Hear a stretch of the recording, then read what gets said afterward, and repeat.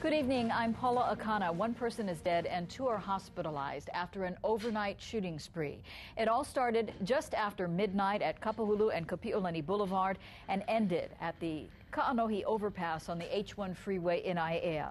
Police say the gunman shot at least 3 people. This afternoon, one of them has died. 2 others are still in the hospital. As KITV4's Joe Kuramoto tells us, police say it appears the victims may have just been in the wrong place at the wrong time.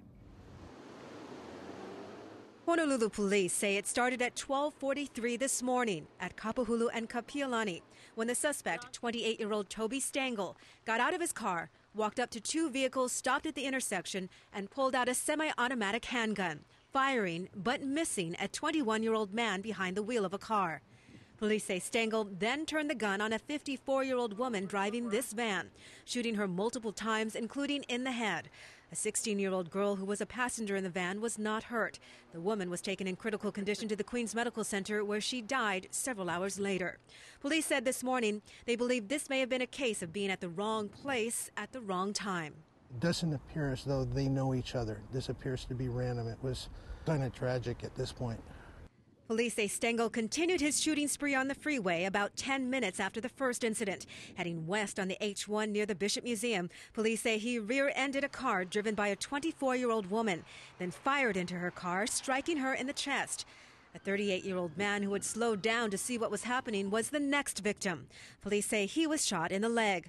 The woman was taken to the hospital in critical but stable condition. The man transported in good condition. Then at 12:58, 2 solo bike officers who had stopped a group of racers on the Moanalua Freeway near the Likelike Highway cutoff say the suspect slowed down and pulled over at the scene. As one officer began walking towards Stengel's car, police say Stengel pulled out his gun and fired at the officer, missing him but hitting his motorcycle. HPD patrol officers pursued him and pulled over his BMW on the H1 in Aiea, just past the Kaunohi overpass.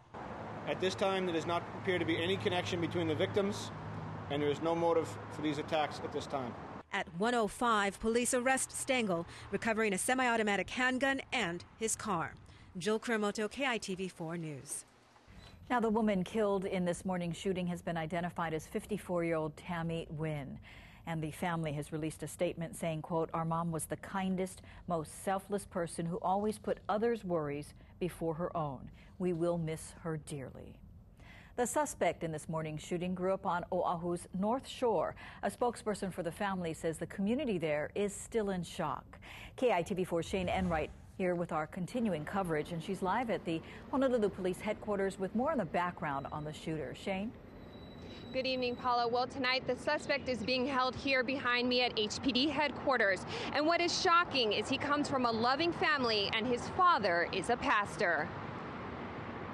Toby Stengel appeared shaken and bruised this morning when officers escorted him out of the Pearl City Police Station. Those who know the 28-year-old say he grew up a happy kid and never got into any major trouble. His father, Mike Stengel, is the pastor of the North Shore Christian Fellowship in Haleiwa. Just an unexplainable act of violence. It's not the Toby we know. Family friend and fellow church leader Bob Pratzer doesn't know if Stengel used drugs, but believes he was receiving treatment for a medical issue. He says the last time he saw Stengel was 6 months ago in church. No one was home today at the Stengel's Haleiwa home. Neighbors say Stengel no longer lives there. Pratzer says Stengel's parents are in Disneyland with his sister's children, but are aware of their son's arrest. Their hearts go out to not only the lady's family who died, but to the other victims who are hopefully recovering in the hospital as we speak.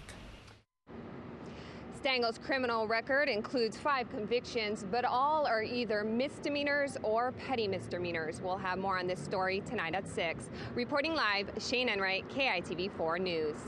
All right, Shane, thank you. Now stay with KITV and KITV.com for continuing coverage of this morning's deadly shooting spree. We'll keep you updated on all the developments in the case as we learn them.